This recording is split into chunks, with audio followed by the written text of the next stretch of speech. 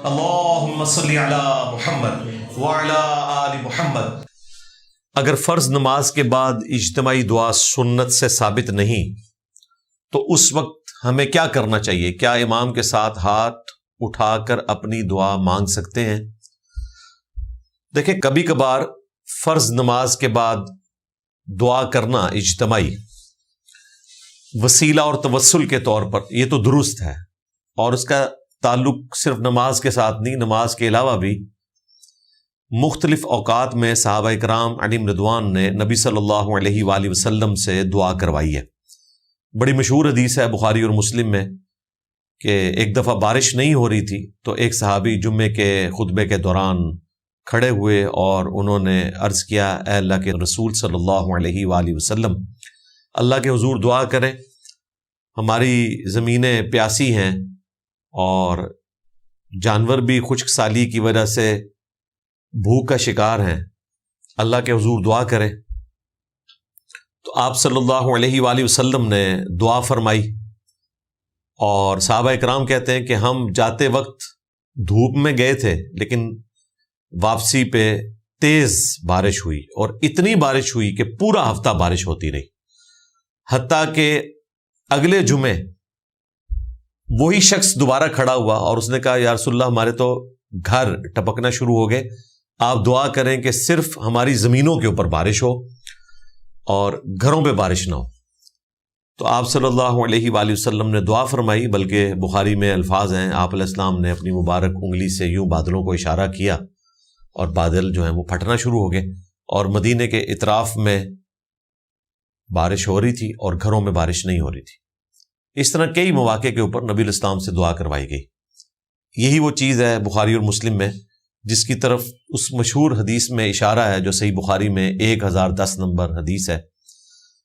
انس بن مالک کہتے ہیں کہ سیدنا عمر کے دور میں جب قحط سالی ہوتی تو حضرت عمر فاروق رضی اللہ تعالیٰ عنہ سیدنا عباس بن عبد المطلب کے وسیلے سے اللہ کے حضور دعا کرتے۔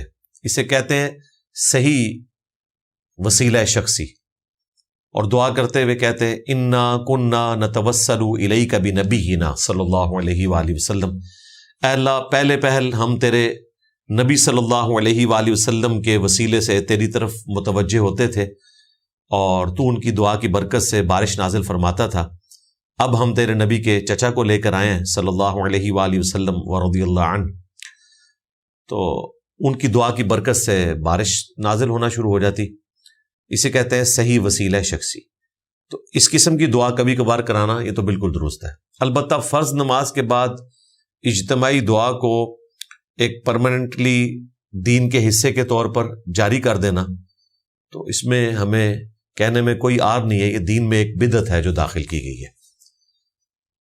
البتہ فرض نماز کے بعد جو سنت اذکار ہیں، جو ہم نے گرین کارڈ کے اوپر آلموسٹ 17 کے قریب سنت اذکار احادیث کی کتابوں سے جمع کیے ہیں، اکثر بخاری مسلم سے ہیں، چاند ایک سنن ابی داؤد اور جامع ترمذی سے بھی ہیں۔ یہ جو سنت اذکار ہیں یہ تو آپ نے پڑھنے ہیں، اور ان اذکار کو آپ ہاتھ اٹھا کر بھی پڑھ سکتے ہیں انفرادی طور پر، اور بغیر ہاتھ اٹھائے بھی پڑھ سکتے ہیں۔ ہاتھ اٹھا کے دعا کرنا یہ دعا کا حصہ نہیں ہے۔ ہم جب سواری پہ سوار ہوتے ہیں تو جو قرآن پاک میں دعا آئی ہے، سبحان الذی سخر لنا ھذا وما کنا لہ مقرنین وانا الی ربنا لمنقلبون، تو یہ ہاتھ اٹھا کے دعا نہیں مانگ رہے ہوتے، ویسے ہی مانگ رہے ہوتے ہیں۔ اسی طریقے سے کھانا کھانے سے پہلے بسم اللہ الرحمن الرحیم، پھر مسجد میں داخل ہوتے ہوئے اللہم افتح لی ابواب ورحمتک، یہ صحیح مسلم میں رپورٹ ہوئی۔ اسی طریقے سے باہر نکلنے کی دعا، ٹوائلٹ جانے کی دعا، اللہم انی اعوذ بک من الخبث والخبائث، جو صحیح بخاری میں آئی۔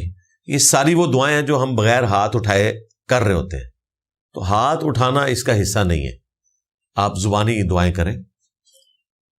ہاں، ہاتھ اٹھا کر دعا کرنا یہ افضل عمل ہے۔ وہ حدیث ہے سنن نبی داؤد میں، اس کی صحت میں کلام ہے، لیکن جو المستدرک للحاکم میں روایت ہے وہ صحیح سند سے ہے کہ تمہارا رب سخی ہے اور حیا فرماتا ہے ایسے شخص سے کہ جو ہاتھ اٹھا کر دعا کرے کہ اسے محروم لوٹایا جائے. تو ہاتھ اٹھا کر دعا کرنا یہ عاجزی کی علامت ہے. آپ فرض نماز کے بعد بھی ہاتھ اٹھا کر دعا کر سکتے ہیں انڈیویجولی. یہ نہیں ہے کہ آپ نے امام کے ساتھ کوئی اجتماعی دعا کرنی ہے. فتنے سے بچنے کے لیے بسا اوقات اگر آپ امام کے ساتھ ہاتھ اٹھا لیتے ہیں لیکن آپ کی نیت ہے اپنے سنت اذکار کرنے کی تو ٹھیک ہے کریں, لیکن اس میں پھر آپ فرق یہ کریں کہ جب امام دعا ختم کر دے تو آپ اپنی دعا کو پھر بھی کنٹینیو رکھیں, تھوڑی دیر بعد اس کو ختم کریں تاکہ اس سے وہ الگ تصور ہو. اس ہیلے کے ذریعے جو ایک درست شرعی ہیلہ ہے, آپ مسجد انتظامیہ کے فتنے سے بھی بچ سکتے ہیں, امام مسجد کے فتنے سے بھی بچ سکتے ہیں. بعض جو نئے نئے کتاب و سنت کے راستے پر آتے ہیں تو بڑا جوش ہوتا ہے, جیسے ہی اجتماعی دعا شروع ہوتی ہے تو وہ پہلی سب سے اٹھ کے تو پیچھے آتے ہیں. تو ظاہر ہے پھر اگلا جمعہ خطیب صاحب کا کام ہے کہ آپ کے اوپر پڑھائے اور اپنی روح راضی کرے, اور اس میں مجھے بھی گالیاں نکالے. ظاہر ہے سارا اصال ثواب تو میرے لیے ہوتا ہے, سارا فتنہ تو یہیں سے اٹھا ہے انورٹڈ کامز میں. تو فتنے سے بچنے کے لیے اور ایک ہارمونی کے لیے, اور یہ ہارمونی صرف اس لیے ہے کہ دعوت و تبلیغ کا راستہ بند نہ ہو. ہماری لائف سٹوریز میں کتنے لوگوں نے بتایا کہ ہم نے استاد جی کی یہ نصیحت پلے باندھی ہے کہ مسجد نہیں چھوڑنی, اس کی برکت سے 1 سے 2 ہوئے ہیں, 2 سے 4, 4 سے 8. اگر ہم مسجد چھوڑ کے بیٹھ جاتے تو یہ اسی طریقے سے گمراہی چلنی تھی. تو مسجد آپ نے نہیں چھوڑنی, اور آپ نے سسٹم میں فٹ ہونا ہے, اور اس میں کوئی ایسا عمل بھی نہیں کرنا جو خلاف سنت ہو. تو آپ اپنی دعا پیرلل میں جاری رکھیں, اور جب وہ دعا کر کے فارغ ہو جائیں آپ پھر بھی اپنی دعا کنٹینیو رکھیں. 25-30 سیکنڈ کے بعد آپ ہی اپنی دعا مکمل کریں. کوئی آپ کو تیکھی نظروں سے نہیں دیکھے گا کہ اس نے دعا لمبی کیوں کرتی ہے.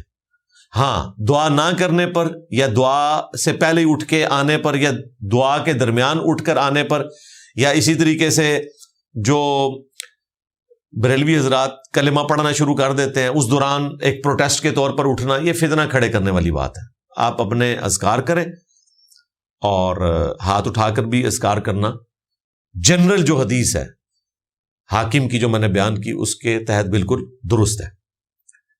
اب ہاتھ اٹھانے کے 3 طریقے رپورٹ ہوئے ہیں صحیح بخاری میں, سنن ابی داؤد میں.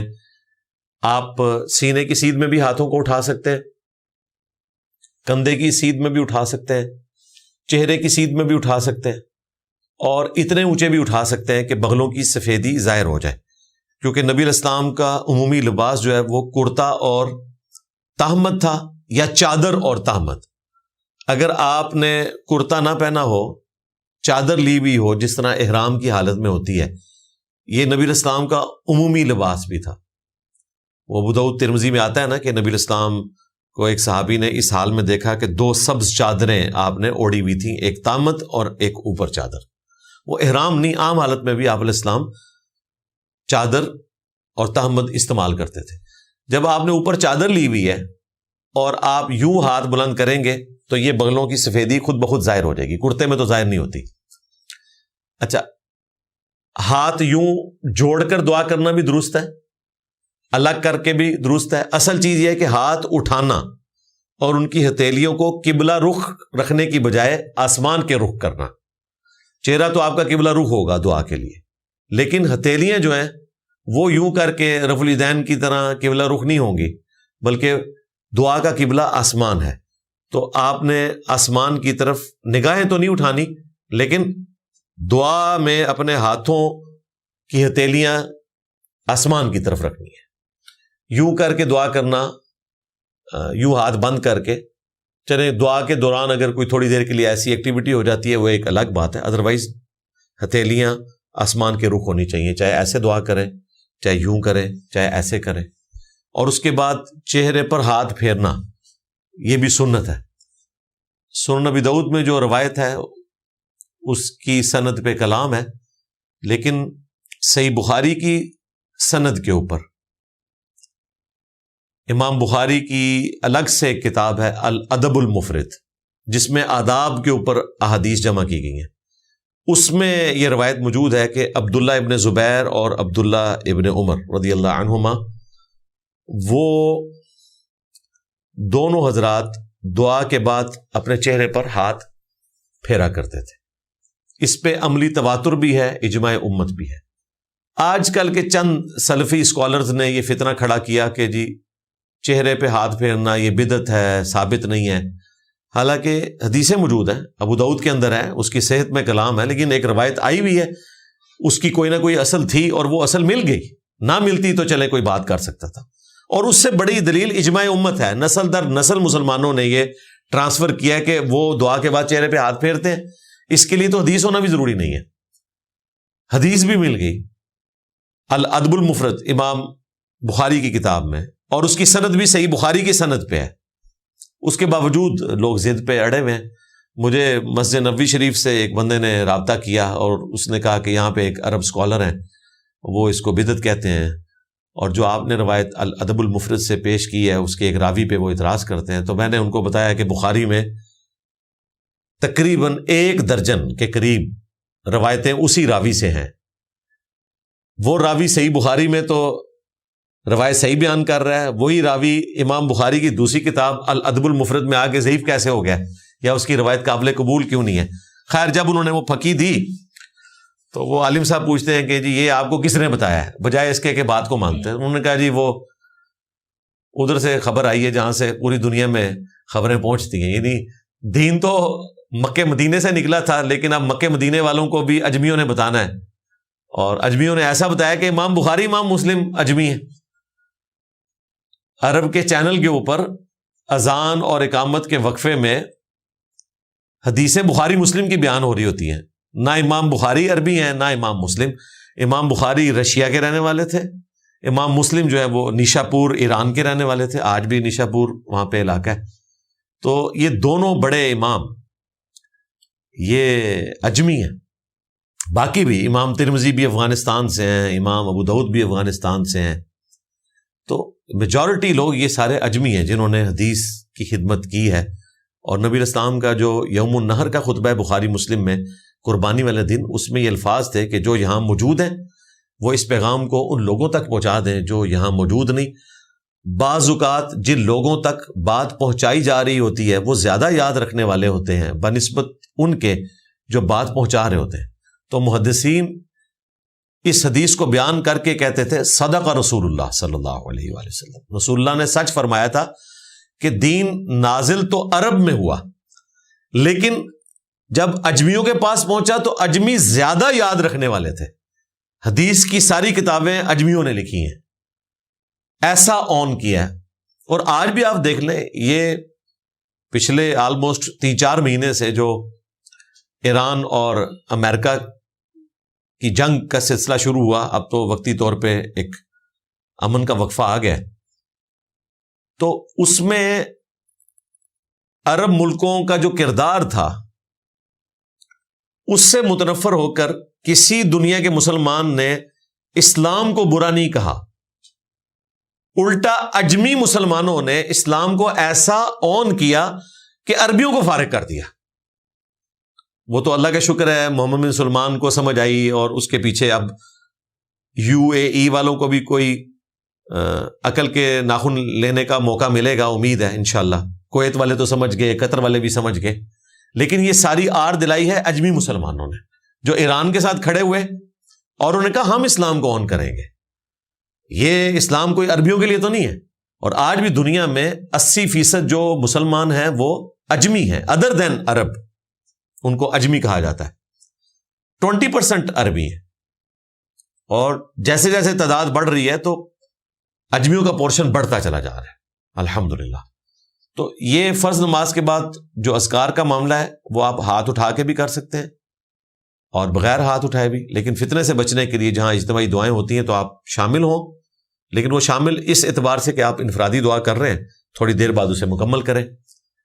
باقی یہ سنت اذکار جو ہیں صبح شام کے فرض نماز کے بعد کے کارڈز جو ہیں وہ آپ ہماری اکیڈمی میں رابطہ کر کے ہارڈ کاپیز بالکل فری منگوا سکتے ہیں. صرف ڈاک کا آپ نے خرچہ دینا ہے. سارے ریسرچ پیپر بھی آپ کے گھر فری آ جائیں گے. واٹس ایپ پہ بھی رابطہ کریں 032159000162. کربلا والا ریسرچ پیپر، مزید 8 ریسرچ پیپرز، ٹوٹل 9، 3 اذکار کارڈ، یہ بالکل آپ کے گھر فری آئیں گے. صرف 500 روپے آپ نے خرچہ دینا ہے ڈاک کا آج کی ڈیٹ میں، یعنی کہ 28 جون 2026 بمطابق 12 محرم الحرام 1448 ہجری. اور یہ ریٹ آلموسٹ پچھلے 5-6 سال سے کانسٹنٹ ہے. اس دوران ڈاک کے ریٹس بڑھے ہیں لیکن ہم نے اس کو اکوموڈیٹ کیا ہے کیونکہ پیٹرول پرائسز کی وجہ سے ڈاک کے ریٹ بڑھ جاتے ہیں، لیکن اس کو ہم نے فکس کیا ہوا ہے. اللہ کا شکر ہے، اس کو مینج کر رہے ہیں. تو یہ اذکار کارڈ منگوائیں، یہ سارے اذکار کریں. اور اذکار کارڈ ایسی چیز ہے جو آپ کسی فرقے کے مسلمان کو بھی دے سکتے ہیں، اس سے کوئی اختلاف نہیں پھیلتا. اس میں احادیث کے نمبر لکھے ہوئے ہیں، اذکار لکھے ہوئے ہیں. یہ کوئی رفع الیدین کی طرح ایسا مسئلہ نہیں جس کے اوپر کوئی سیخ پا ہو. اذکار تو سب نے کرنے ہیں، کچھ تو کر رہے ہیں نا. اللہم انت السلام ومنک السلام، یہ والی دعا صحیح مسلم کی، یہ تو عموماً ائمہ حضرات بھی پڑھ رہے ہوتے ہیں. اب تو میں نے دیکھا ہے بریلویوں کی مسجد میں بھی فرض نماز کے فوراً بعد اللہ اکبر، استغفر اللہ استغفر اللہ استغفر اللہ، یہ بھی شروع ہو گئی ہے. جو یہ بخاری میں نبی الاسلام کی سنت رپورٹ ہوئی ہے، مسلم میں بھی آپ فرض نماز کے فوراً بعد تکبیر کہا کرتے تھے اللہ اکبر. اور مسلم شریف میں آیا کہ 3 دفعہ آہستہ آواز سے پڑھتے تھے استغفر اللہ استغفر اللہ استغفر اللہ، اللہم انت السلام ومنک السلام تبارکت یا ذا الجلال والاکرام. اور مسلم شریف میں ہماری ماں سیدہ عائشہ کے الفاظ ہیں، آپ صلی اللہ علیہ وآلہ وسلم قبلہ رخ سے اس وقت تک پیچھے نہیں ہٹتے تھے، یعنی اپنا رخ انور نہیں پھیرتے تھے جب تک کہ آپ صلی اللہ علیہ وآلہ وسلم یہ دعا نہیں پڑھ لیتے تھے. یعنی 3 دفعہ استغفر اللہ اور 1 دفعہ اللہم انت السلام ومنک السلام تبارکت یا ذا الجلال والاکرام. اس کے بعد پھر آپ عوام الناس کی طرف متوجہ ہوتے تھے، یعنی آپ پھر قبلہ رخ پیٹ کر کے چہرہ اقدس آڈینس کی طرف کر لیتے تھے. لوگوں نے آپ کی زیارت کرنی ہوتی تھی، اور ایک تھوڑا پروٹوکول بھی ہے کہ جماعت مکمل ہو چکی بھی ہے، لہذا امام کو یہ اجازت ہے اس اعتبار سے کہ وہ اذکار جو اس حوالے سے رپورٹ ہوئے، جس طرح جامعہ ترمذی میں اور مسند احمد میں ہے، نبی الاسلام نے ایک وظیفہ تعلیم فرمایا 10 دفعہ، لا الہ الا اللہ وحدہ لا شریک لہ لہ الملک ولہ الحمد بیدہ الخیر یحیی ویمیت وہو علی کل شیء قدیر. یہ آپ نے اپنے پاؤں بدلنے سے پہلے پڑھنا ہے. تو اس کی جو شرح ہے 2 طریقے سے کی گئی. جو اسٹرکٹ ہیں محدثین وہ یہ کہتے ہیں کہ پاؤں آپ نے نہیں بدلنے، مراد یہ کہ آپ تشہد کی حالت میں ہی 10 دفعہ یہ ذکر کریں گے فجر اور مغرب کے بعد. دوسرے محدثین کہتے ہیں کہ پاؤں نہیں بدلنے سے مراد یہ ہے کہ جس جگہ آپ نے نماز پڑھی ہے نا، اس جگہ سے اٹھے بغیر اسی جگہ پہ آپ نے پڑھنا ہے، چاہے آپ اپنا رخ یا پاؤں سیدھے کر لیں، آلتی پالتی مار کے بیٹھ لیں، لیکن اسی مصلے پہ پڑھیں، یہ مراد ہے. میرے خیال ہے دونوں تعبیرات درست ہیں. ایٹ لیسٹ جو امامت پہ فائز ہے وہ ایک پلی لے سکتا ہے کہ وہ قبلہ رخ سے اپنا رخ آڈینس کی طرف کر کے اس ذکر کو پڑھ لے. اگر وہ بھی اس طرح ہی پڑھنا چاہتا ہے وہ بھی ٹھیک ہے، لیکن اس میں وہ والا معاملہ نہیں. اور بخاری مسلم میں حدیث ہے، نبی الاسلام نے فرمایا کہ جب کوئی مسلمان نماز پڑھنے کے بعد اسی جگہ مصلی پر بیٹھا رہتا ہے، کوئی ذکر کرے یا نہ کرے، فرشتے اس کے لیے مسلسل دعا کرتے رہتے ہیں کہ اللہ اس پہ رحم فرما. اور اس وقت تک یہ دعائیں اس کے لیے جاری رہتی ہیں جب تک کہ اس کا وضو ٹوٹ نہ جائے یا وہ اس جگہ سے اٹھ نہ جائے. یہ حدیث میں نے گرین کارڈ کے سٹارٹ میں ڈالی ہے، یہ بتانے کے لیے کہ کوشش کریں کہ آپ اذکار اسی جگہ بیٹھ کے کریں. لیکن اگر آپ اللہم انت السلام ومنک السلام والا وظیفہ کر چکے میں، آیت الکرسی آپ نے پڑھ لی ہے، آخری 3 کل پڑھ لی ہیں، کوشش کریں کہ اس کو پڑھے بغیر تو آپ اٹھے ہی نہ. اس کے بعد آپ دعائیں اگر مصلی سے اٹھ کر بھی کرتے ہیں تو ان دعاؤں کا ثواب اپنی جگہ رہے گا، لیکن بہتر یہ کہ آپ اسی جگہ بیٹھ کے کریں تاکہ کسی اور کام میں مشغول نہ ہو. تسبیحات فاطمہ ہیں، وہ بھی بخاری مسلم میں رپورٹ ہوئی. تو یہ اذکار کارڈ آپ ہارڈ کاپی بھی منگوا سکتے ہیں، اور اس کی ایپس بھی بنی ہوئی ہیں، اور ہماری ویب سائٹ اہلسنت.com کے اوپر PDF بھی اس کا پروفیشنل رکھا ہوا ہے، وہ آپ اپنے موبائل میں ڈاؤن لوڈ کریں، کچھ عرصہ آپ پڑھیں گے تو ویسے ہی آپ کو زبانی یاد ہو جائیں گے یہ اذکار۔ اور میں نے ان اذکار کارڈز کی جو پروف ریڈنگ ہے باقاعدہ بڑے علماء سے کروائی تھی، کیونکہ یہ ٹائپنگ خود کی تھی، کوئی غلطی اس میں نہ ہو، پلس ہم نے اس میں ترجمہ بھی ڈالا ہوا ہے تاکہ آپ کے اندر جذبہ پیدا ہو اس حوالے سے کہ آپ نے یہ اذکار کرنے ہیں، کیونکہ آپ کو ترجمہ پتہ ہوگا، پھر دعاؤں کی اہمیت کا آپ کو اندازہ ہوگا۔ تو یہ دونوں کام کیے میں اذکار کارڈز کو آپ سیریس لیں، صبح شام کے سنت اذکار، فرض نماز کے بعد کے اذکار، اور جادو ٹونا وبائی امراض سے بچنے کے سنت اذکار۔ میں اس ٹاپک پہ اس لیے تفصیل سے بولا تاکہ ہم لوگوں میں تھوڑا سنت اذکار کے حوالے سے بھی شوق پیدا ہو، خصوصاً فرض نماز کے بعد۔ کوشش کریں کہ سارے اذکار نہیں تو چند کرٹیکل اذکار ضرور کریں، تکبیر، استغفر اللہ، اللہم انت السلام، آیت الکرسی، اور آخری 3 قل، اور اسی طریقے سے تسبیحات فاطمہ۔ یہ اذکار آپ کوشش کریں کہ ہر فرض نماز کے بعد کریں، باقی دعائیں بھی کر سکتے ہیں تو ضرور کریں۔ محرم الحرام میں کالے کپڑے پہننے کا کتنا ثواب ہے؟ بڑا اچھا سوال ہے جی۔ ہمارے جو حضرت معاذ اللہ ہیں، گلے پھاڑنے والی سرکار، المعروف ٹرمپ کے ناشتے والی سرکار، حضرت ڈاکٹر علامہ ہشام الہی ظہیر صاحب حافظہ اللہ تعالی، انہوں نے تو اس عید قربان پہ جو ریکارڈنگ کروائی اس میں انہوں نے کہا کہ چوتھے دن قربانی کرنا ایک مردہ سنت ہے، اس کو زندہ کیا جائے، حالانکہ وہ سنت ہے ہی نہیں ہے، اور اس میں انہوں نے وہ جعلی روایت سنائی کہ 100 شہیدوں کا ثواب ملے گا، تو وہ تو روایت کمزور ہے، بہت درجے کی کمزور۔ حضرت معاذ اللہ کی ڈاکٹرن میں دیکھا جائے تو یہ کالے کپڑے پہننا ایک ایسی سنت ہے جو واقعتاً مردہ ہوئی ہے، اور اس کے قاتل جو ہیں وہ خود وہابی فرقہ کے لوگ ہیں۔ انہوں نے کالے لباس کو جہنمی لباس ڈکلیئر کیا، اور جو ڈاکٹرن انہوں نے کھڑی کی ہے اس میں کالے لباس کی توہین کرنا نبی صلی اللہ علیہ وآلہ وسلم کی توہین ہے، اور الٹیمیٹلی 295C کا مقدمہ بنتا ہے۔ انہوں نے جو ڈاکٹرن کھڑی کی ہوئی ہے، اور کالے کپڑے پہننا یہ نبی اسلام کی سنت کو زندہ کرنا ہے، اور ان کی ڈاکٹرن میں چونکہ محرم کے مہینے میں تو کالے کپڑوں سے زیادہ نفرت کرتے ہیں وہابی فرقے کے لوگ، تو ان کی ڈاکٹرن کے اندر محرم میں کالے کپڑے پہننے سے 100 شہیدوں کا ثواب ملے گا حضرت معاذ اللہ اور ان کی جماعت کو۔ تو میرا خیال ہے کہ ان کو تو اس پہ عمل کرنا چاہیے۔ باقی رہا معاملہ عام مسلمانوں کا، تو محرم ہو غیر محرم ہو، کالے کپڑے پہننا سنت ہے، نبی الاسلام کا پسندیدہ لباس ہے، اس اعتبار سے کہ آپ صلی اللہ علیہ وآلہ وسلم نے، صحیح مسلم میں آتا ہے، کالے کلر کی چادر اوڑھی ہے، جو 5 تن پاک والی حدیث سیدہ عائشہ نے روایت کی سلام اللہ علیہا۔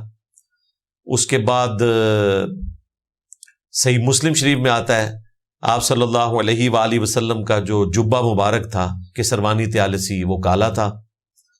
اسی طریقے سے صحیح مسلم شریف میں آتا ہے کہ آپ علیہ السلام جمعے کے ممبر پر رونق افروز ہوئے اس حال میں کہ کالی پگڑی آپ نے پہنی ہوئی تھی، اور مسلم شریف میں ہی آیا کہ فتح مکہ کے موقع پر آپ نے کالی پگڑی پہنی ہوئی تھی، اور غلاف کعبہ بھی کالا ہے، قرآن پاک کی سیاہی بھی کالی ہے۔ یہ ساری کالے رنگ کی برکات ہیں جو ہر طرف آپ کو نظر آ رہی ہیں۔ دین بھی کالے رنگ کی وجہ سے ٹرانسفر ہوا ہے سیاہی کی شکل میں، چاہے قرآن پاک ہو چاہے احادیث کی کتابیں ہوں۔ تو اس اعتبار سے تو وہابیوں کے لیے یہ ہے کہ کالے کپڑے پہننے سے ان کو 100 شہیدوں کا ثواب ملے گا، جو ان کی ڈاکٹرن ہے، کیونکہ انہوں نے قتل کیا ہے، تو اس قتل کی ذمہ داری بھی ان پہ ہے، اس مردہ سنت کو زندہ کرنا بھی انہی کا کام ہے۔ باقی عام لوگوں کے لیے ہے کہ عام حالت میں پہنے، چاہے محرم میں پہنے، سنت سمجھ کے پہنیں گے کالے رنگ کے، وہ تو وہ ثواب ہی ہے۔ حدیث کے مطابق رات کے آخری تہائی حصے کے بارے میں کیا اللہ بالکل وہی دے دیتا ہے جو ہم مانگتے ہیں، یا وہ اپنی مرضی اور حکمت کے مطابق دے گا؟ جناب، جتنی بھی احادیث ہیں نا جن میں دعاؤں کی قبولیت کا ذکر ہے، اس میں دعا اسی طریقے سے قبول ہونی ہے جو اللہ کے محبوب علیہ السلام نے بتا دیا ہے۔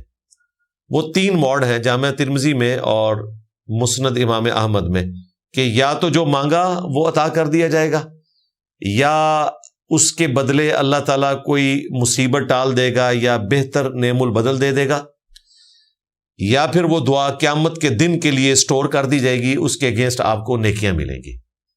یہ اب اللہ تعالیٰ کا فیصلہ ہے کہ وہ آپ کی دعا کو کس طریقے سے قبول کرے گا۔ یہ تینوں موڈ قبولیت کے ہی ہیں، اور ترمذی میں آگے الفاظ ہیں، نبی علیہ السلام نے فرمایا کہ دعا تو کبھی رد ہی نہیں جاتی، ان تین موڈز میں سے کسی ایک میں قبول کر لی جاتی ہے۔ تو صحابہ کرام نے کہا کہ اگر دعا رد نہیں ہوتی تو پھر ہم بہت زیادہ دعائیں مانگا کریں گے۔ تو آپ علیہ السلام نے فرمایا اللہ تعالیٰ بھی بہت زیادہ دعائیں قبول فرمانے والا ہے۔ البتہ دو چیزیں جن کا آپ نے خیال رکھنا ہے، ایک جامع ترمذی میں حدیث ہے کہ جو اللہ کی حمد اور درود شریف پڑھ کے متوجہ ہوتا ہے اسے محروم نہیں لوٹایا جاتا۔ دوسرا جامع ترمذی میں ہی ایک اور حدیث ہے، نبی علیہ السلام نے فرمایا کہ جو شخص یہ چاہتا ہے کہ مصیبت اور پریشانی میں اللہ تعالیٰ اس کی دعا کو قبول کرے، تو اسے چاہیے کہ جب وہ خوشحال ہو اس وقت بھی اپنے رب کو یاد کیا کرے۔ تو جو سنت اذکار ہیں فرض نماز کے بعد کے ہوں، صبح و شام کے ہوں، ان کو حرز جاں بنائیں۔ باقی یہ حدیث بالکل ٹھیک ہے، بخاری مسلم میں موجود ہے کہ آخری جب تہائی رات رہ جاتی ہے تو اللہ تعالیٰ اپنی شان کے لائق آسمان دنیا پہ نزول فرماتا ہے، اور اس کی طرف سے یہ ندا آتی ہے کوئی بخشش کا طلبگار کہ میں اسے بخش دوں، ہے کوئی مجھ سے سوال کرنے والا کہ میں اسے عطا کروں، ہے کوئی میری رحمت کا طلبگار کہ میں اپنی رحمت میں اس کو ڈھانپ لوں۔ اس طرح اللہ تعالیٰ کی طرف سے ندا آتی ہے حتیٰ کہ فجر کا وقت داخل ہو جائے۔ یہ روزانہ کا پروٹوکول ہے آخری تہائی رات کا۔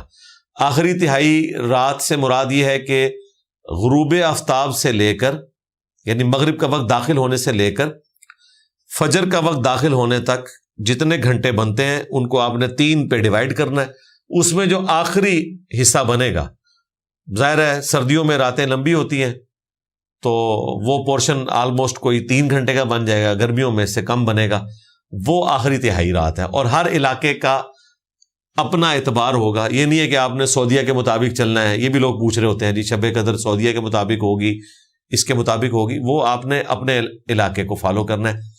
اب اس کے پیچھے اللہ تبارک و تعالیٰ کی کیا حکمت ہے، اس کے لیے ہم نے کیا کوئی تمثیل بیان کرنی ہے کہ اس کا نزول کس طرح ہے، یہ ساری متشابہات ہیں، ان کے پیچھے ہم نہیں پڑتے جیسا کہ اس کی شان کے لائق ہے۔ صدقہ کرنے کی ویڈیوز سوشل میڈیا پر اپلوڈ کرنا کیا یہ صحیح ہے؟ اگر تو اس کا مقصد لوگوں کو ترغیب دلانا ہے تو یہ بالکل درست ہے، کیونکہ قرآن پاک میں درجنوں مقامات پہ جہاں اللہ تعالیٰ کی راہ میں انفاق کرنے کا حکم دیا گیا، ترغیب دلائی گئی، اس میں ساتھ یہ بات بھی ہوئی ہے کہ اللہ کے نیک بندے اعلانیہ بھی اللہ کی راہ میں صدقہ کرتے ہیں اور چھپا کر بھی کرتے ہیں۔ نبی علیہ السلام نے بھی اعلانیہ بھی کروایا ہے، وہ مسلم شریف کی جو مشہور حدیث ہے، جو آدھی بیان کر کے ہمارے بریلوی حضرات جو ہیں وہ اپنی بدعتیں حلال کرنے کی کوشش کرتے ہیں۔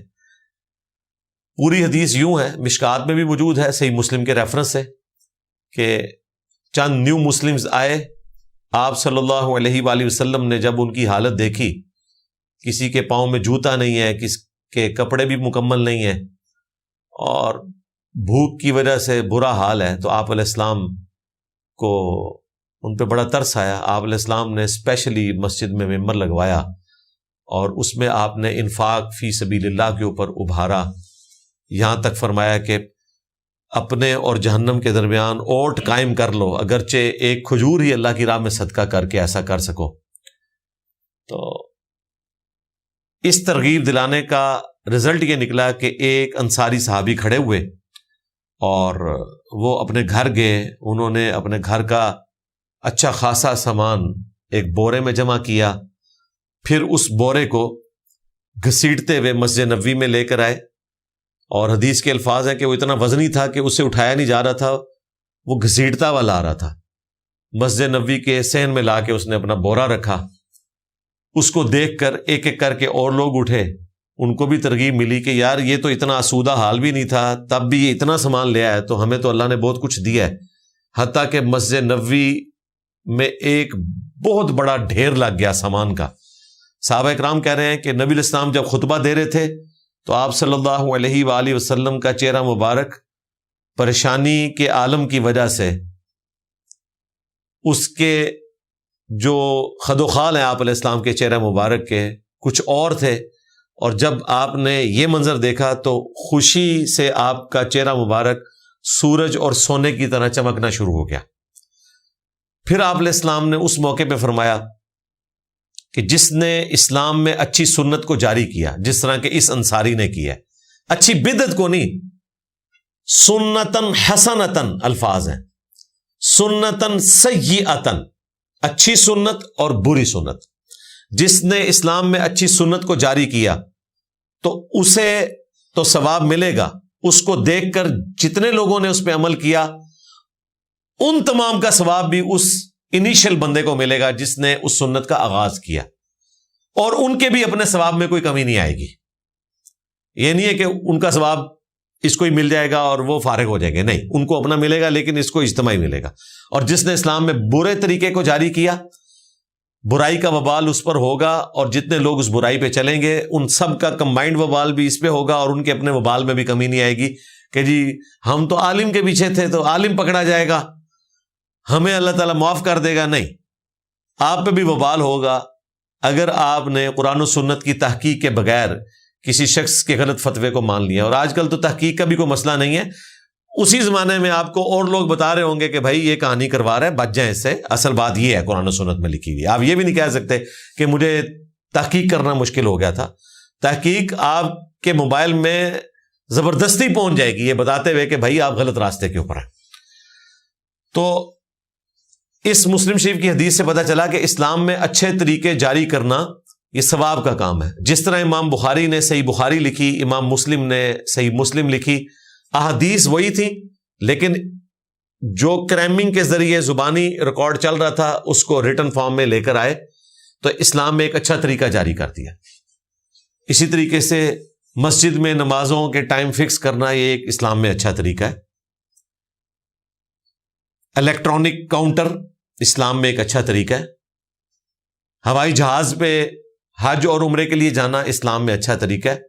یہ اسلام میں اچھے طریقے ہیں، یہ اچھی بدعتیں نہیں ہیں۔ بدعت وہ ہے جو دین میں داخل کی جائے۔ من احدث فی امرنا ھذا، جس نے ہمارے حکم فرمائی ہوئی چیز میں کوئی چیز داخل کی، فہو رد، تو وہ مردود ہے۔ طواف کعبہ کے 7 چکر ہیں، اونٹنی پہ لگائیں، پیدل لگائیں، ویل چیئر پہ لگائیں، ٹرین پہ لگائیں، سائیکل پہ لگائیں، کوئی فرق نہیں پڑتا، چکر 7 رہیں گے۔ اور طریقہ جو اڈاپٹ کیا جائے گا اس کی اجازت نبی الاسلام نے اس میں دے دی، اور اسی کو بنیاد بناتے تھے ہمارے بریلوی حضرات کے جی مسجد میں لائٹیں لگانا اور پنکھے لگانا، ایئر کنڈیشن لگانا، قالین بچھانا، یہ ساری بدعتیں ہیں، اس کو تو کوئی بدعت نہیں کہتا، یہ سارے اچھے طریقے ہیں اسلام میں، بدعت نہیں ہے۔ بدعت اس وقت ہوگی جب کوئی شخص دین میں داخل کر دے گا، مثلا یہ کہ جس مسجد میں قالین نہیں ہوتا وہاں نماز نہیں ہوتی، یا نماز کا حصہ ہے قالین، ایئر کنڈیشن، تو یہ آپ نے اب دین میں داخل کر لیا، تو پھر یہاں پہ وہ حکم لگے گا کہ من احدث فی امرنا ھذا فہو رد۔ تو صدقے کے لیے ویڈیو بنانا اعلانیہ طور پر، اس لیے کہ لوگ اس سے ترغیب پائیں، تو یہ بالکل درست ہے۔ البتہ اگر آپ کو شائبہ بھی ہو کہ اس سے ریاکاری ہوگی تو بھائی اپنی نیکیاں نہ ضائع کریں، نیکیاں تو ضائع ہوں گی، مال بھی ضائع ہو جائے گا، اس کا فائدہ تو کوئی نہیں ہونا۔ مسند احمد میں حدیث ہے جس نے دکھلاوے کے لیے نماز پڑھی اس نے شرک کیا، حالانکہ نماز اللہ کے لیے پڑھی جا رہی ہے لیکن شرک ہو گیا، کیونکہ مخلوق کو آپ نے بیچ میں شامل کر لیا۔ جس نے دکھلاوے کے لیے روزہ رکھا اس نے شرک کیا، جس نے دکھلاوے کے لیے صدقہ کیا، اس میں صدقے کے الفاظ بھی ہیں، اس نے شرک کیا۔ تو اس لیے دکھلاوے سے بچیں۔ البتہ آپ کے سامنے کوئی کر رہا ہے آپ اس پہ فتویٰ نہ لگائیں کہ یہ دکھلاوے کے لیے کر رہا ہے، اس کا اور اس کے رب کا معاملہ ہے۔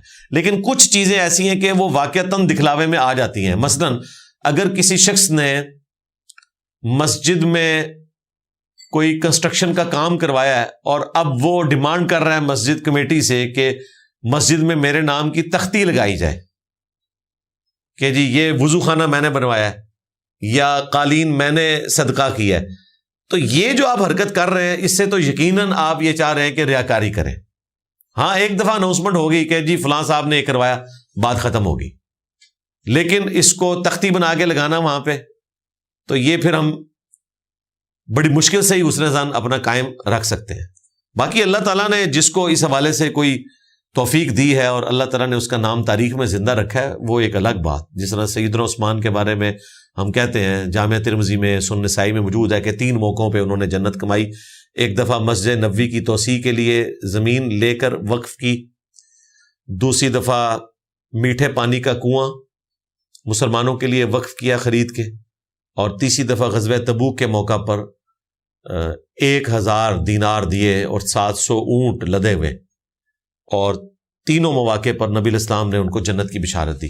تو یہ ان کی ایک نیکی قائم ہے، لیکن کہیں یہ نہیں ملتا کہ انہوں نے کوئی تختی لگوا دی ہو۔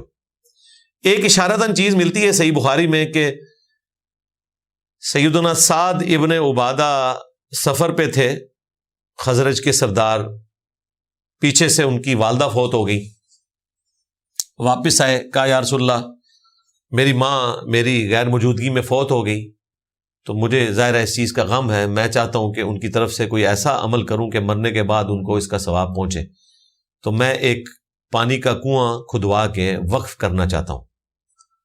آج کل اتنا ایشو ہے، اس زمانے میں تو آپ سوچ لیں کہ لوگ 5-5 6-6 میل فاصلے سے پانی بھر کے لایا کرتے تھے، اور میٹھے پانی کا کنواں اگر آپ کے گھر کے قریب ہو، اگرچہ آپ کو موٹر کے بغیر ڈول ڈال کے نکالنا پڑے تب بھی بہت بڑی آسانی ہے۔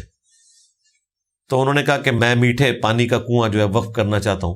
تو آپ صلی اللہ علیہ وآلہ وسلم سے انہوں نے عرض کیا کہ کیا اس کا نفع میری والدہ کو پہنچے گا؟ تو آپ نے فرمایا پہنچے گا۔ یہ حدیث سنن نسائی میں، اس میں الفاظ ہیں کہ وہ کنواں مشہور ہو گیا کہ یہ ام سعد کا کنواں ہے، یعنی یہ سعد کی ماں کے لیے وقف کیا گیا۔ اس میں کہیں تختی کا ذکر نہیں ہے۔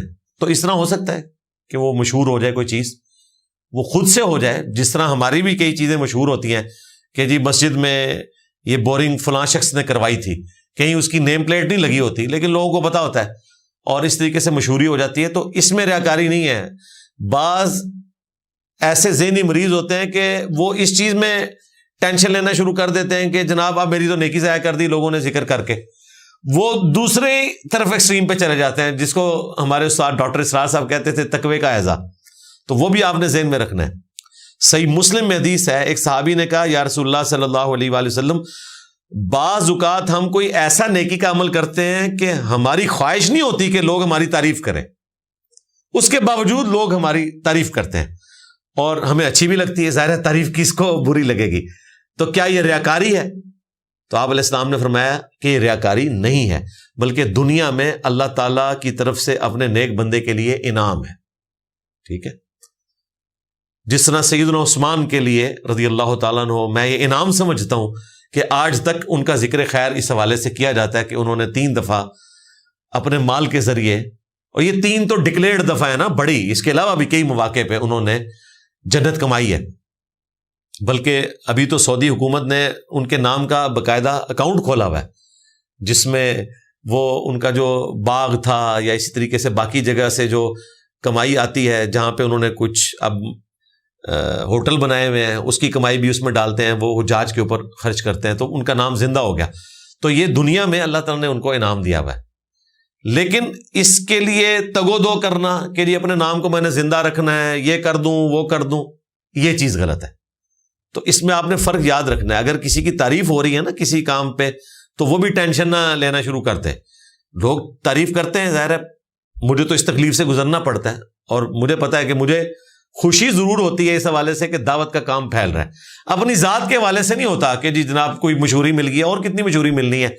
اور یہ مشہوری جو ہے اس کے ساتھ جو رائیولری جڑی ہوئی ہے نا، وہ لوگ تو بڑی خواہش کرتے ہیں کہ جی ہم بھی جناب اس لیول پہ پہنچ جائیں، لیکن آپ کے سامنے صرف پھول کی خوشبو ہے، اس کے ساتھ جو کانٹے لگے ہوئے ہیں نا وہ آپ لوگوں کے سامنے نہیں ہے۔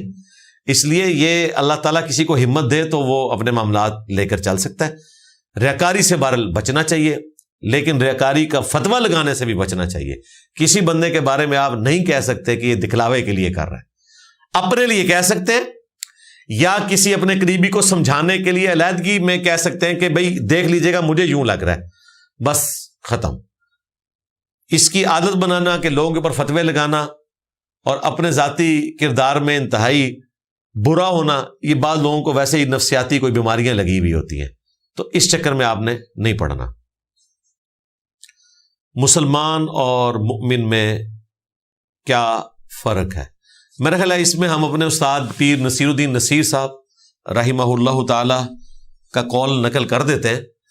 انہوں نے کہا تھا کہ جو اللہ اور اس کے رسول کو مان لے وہ مسلمان ہے. ظاہر ہے اسلام کی بنیاد یہ ہے. اور جو اللہ اور اس کے رسول کی مان لے، یعنی جو حکم دے رہے ہیں اس پہ چلنا شروع کر دے، تو وہ مؤمن ہے. تو میرا خیال ہے یہ بیسٹ ڈیفینیشن ہے. مسلمان یہ ہے کہ سر تسلیم خم کرنے والا. ایکچولی سر تسلیم خم کرنا تو پھر یہ ہے کہ ٹوٹل اوبیڈینس خدا کی ہونی چاہیے. لیکن ظاہر ہے اسلام ڈیٹم لیول کی چیز ہے. جس طرح کہ سورۃ الحجرات میں آیا کہ بدو بادیہ نشین لوگ اعراب کہتے تھے قالت الاعراب آمنا، کہ ہم ایمان لے کر آئے ہیں. تو نبی الاسلام کو کہا گیا کہ آپ ان سے کہیں کہ تم ایمان نہیں لائے ہو، تم اسلام لے کر آئے ہو. یعنی ابھی تو تم نے سر تسلیم خم کیا ہے اس حوالے سے کہ ہم اس ریلیجن کو قبول کرتے ہیں، ابھی ایمان تمہارے دلوں میں داخل نہیں ہوا. اس کے لیے محنت کرنی پڑے گی، دین کو پریکٹس کرنا پڑے گا. الٹیمیٹلی پھر اس کے انعام کے طور پر اللہ تعالیٰ ایمان کی دولت سے آپ کو مشرف کر دے گا. لیکن یہ دونوں انٹرچینجبل الفاظ ہیں. آج کی ڈیٹ میں ہم مسلمان کو مؤمن بھی بول دیتے ہیں، مؤمن کو مسلم بھی بول دیتے ہیں. کسی مؤمن کو مسلم بولنا کوئی تحقیر کرنا نہیں ہے. قرآن پاک میں نبی الاسلام کے لیے آیا وَأَنَا أَوَّلُ الْمُسْلِمِينَ، ابراہیم علیہ السلام کے لیے مسلم کا ورڈ آیا. اگرچہ کرٹیکلی دیکھیں تو مؤمن جو ہے وہ اعلیٰ ترین درجہ ہے، لیکن دونوں انٹرچینجبل الفاظ ہیں. اسی طریقے سے جہاد اور قتال انٹرچینجبل ہیں، لیکن دقت نظر سے دیکھیں تو قتال وہ جہاد ہوتا ہے جس میں آپ میدان جنگ میں آرمڈ کنفلکٹ کرتے ہیں. ویسے جو نفس کے خلاف جہاد ہے وہ سمپل جہاد ہے. رسول اور نبی یہ بھی ایک ایسا جوڑا ہے جو انٹرچینجبل ہے، لیکن دقت نظر سے دیکھیں گے تو رسول وہ ہوتا ہے جو اپنی قوم کو دھمکی لگاتا ہے کہ اگر مجھ پر ایمان نہیں لاؤ گے تو بڑے دن کا عذاب آپ پکڑے گا. نبی دھمکی نہیں لگاتا. نبی جو ہے وہ ایک مسلح کے طور پر ہوتا ہے. وہ یہ نہیں کہتا کہ میرا انکار کرنے پر دنیا میں عذاب آئے گا، آخرت میں تو آئے گا. دنیا میں عذاب صرف رسولوں کا انکار کرنے پر آتا ہے. تو اسی کیٹیگری میں یہ چیز بھی فال کرتی ہے. اسلام اور ایمان انٹرچینجبل الفاظ. باقی حدیث جبریل جو ہے اس میں جب نبی الاسلام سے اسلام کے بارے میں پوچھا گیا تو آپ علیہ السلام نے فرمایا کہ اسلام کی بنیاد 5 چیزوں کے اوپر ہے. گواہی دینا اس بات کی کہ اللہ کے سوا کوئی معبود نہیں اور محمد صلی اللہ علیہ وآلہ وسلم اس کے بندے اور رسول ہیں. نماز قائم کرنا، زکوٰۃ دینا اور حج بیت اللہ کرنا، اور اس کے بعد رمضان مبارک کے مہینے کے روزے رکھنا، یہ اسلام ہے. ایمان کے بارے میں سوال ہوا تو پھر آپ علیہ السلام نے وہ سارے ایمانیات گنوا دیے. اللہ پر ایمان، فرشتوں پر ایمان، اللہ کے رسولوں پر ایمان، رسولوں پہ نازل ہونے والی کتابوں پر ایمان، تقدیر کے اچھے اور برے ہونے پر ایمان، یہ ساری ایمانیات ہیں. پھر اس کے بعد درجہ احسان کی بھی بات ہوئی اسی حدیث جبریل میں جو بخاری مسلم میں رپورٹ ہوئی. بلکہ مسلم شریف کی تو کتاب الایمان چیپٹر میں پہلی حدیث یہی ہے. 92 روایتیں جو ہیں وہ مقدمے کی ہیں، 93 نمبر پہلی حدیث ہے مسلم کی جو 93 ہے وہ حدیث جبریل ہے. باقی 92 روایتیں جو ہیں وہ حدیث کی اہمیت پہ اور اس کی صحت کے اعتبار سے ڈسکس ہوئی ہیں. تو اس میں بھی درجہ احسان کا ذکر ہوا کہ تم اللہ کی عبادت اس طرح کرو گویا کہ تم اپنے رب کو دیکھ رہے ہو. نہیں تو ایٹ لیسٹ یہ عقیدہ ہونا چاہیے کہ تمہارا رب تمہیں دیکھ رہا ہے. اب لوگ اس میں بھی پوچھ رہے ہوتے ہیں کہ یہ اللہ کو دیکھ رہے ہو، اس سے مراد کیا ہے، ہم کیا کانسیپٹ رکھیں. گویا کہ اللہ کو دیکھ رہے ہو، یعنی تم اگر اللہ کو دیکھ رہے ہوتے تو کسی اور طرف متوجہ نہ ہوتے، کنسنٹریشن سے نماز پڑھو، یہ ہے اس کا مطلب. باقی ظاہر ہے کہ اس دنیا میں تو اللہ کو کوئی دیکھ نہیں سکتا. ایک بندے نے خواہش کا اظہار کیا تھا تو بے ہوش ہو گئے تھے، موسیٰ علیہ السلام. ہاں، آخرت میں بخاری مسلم میں آتا ہے کہ ہر مؤمن جو ہے وہ اللہ کا دیدار کرے گا اور جنت میں بھی دیدار ہوگا. قرآن پاک میں بھی اس کے اشارے موجود ہیں. اگر شوہر سونے کے زیورات حق مہر میں دیتا ہے لیکن سنار کے دھوکے کی وجہ سے وہ نقلی نکلتے ہیں تو کیا حق مہر ادا ہوا سمجھا جائے گا؟ بالکل نہیں سمجھا جائے گا جی. یہ تو اتنا بڑا فراڈ ہے. اور یہ تو آپ کا حسن ظن ہے کہ شوہر نے دھوکہ نہیں کیا، سنار نے کیا ہے، مجھے تو خطرہ یہی لگتا ہے کہ شوہر نے کوئی کام ڈالا ہوا ہے، کیونکہ آج کل نکاح اتنا مشکل کر دیا گیا ہے، اور بسا اوقات لڑکی والوں کی طرف سے اتنی بڑی بڑی ڈیمانڈز رکھی جاتی ہیں، حق مہر مانگے جاتے ہیں کہ عام مردوں میں اتنی ہمت نہیں ہوتی ہے. لیکن یہ عورت کا حق ہے. اگر کسی مرد میں ہمت نہیں ہے حق مہر دینے کی تو ٹھیک ہے، غریب عورتیں بھی موجود ہیں، اپنے کفر میں شادی کریں. یہ تو نہیں ہے اس نے اونچی جگہ ہاتھ ڈالنا ہے، اور اونچی جگہ ہاتھ ڈال کے انسان پوری زندگی ذلیل ہوتا ہے.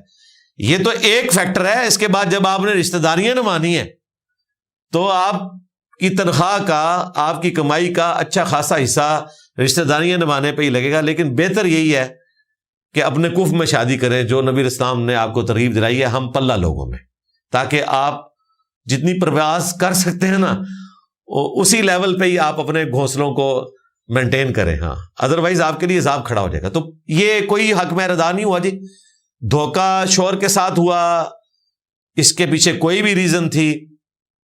اس کا حل صرف بیوی کے پاس ہے کہ وہ معاف کر دے، اور اگر وہ معاف نہیں کرتی ہے تو پھر یہ نکاح ختم ہی تصور کیا جائے. ظاہر ہے کہ حق مہر بنیاد ہے، کیونکہ اس میں تو واضح احادیث ہیں بخاری مسلم میں کہ حق مہر کے عوض ہی عورت تمہارے لیے حلال ہوئی ہے. نان و نفقہ تو بعد کی چیز ہے، حق مہر آپ نے ادا کرنا ہے.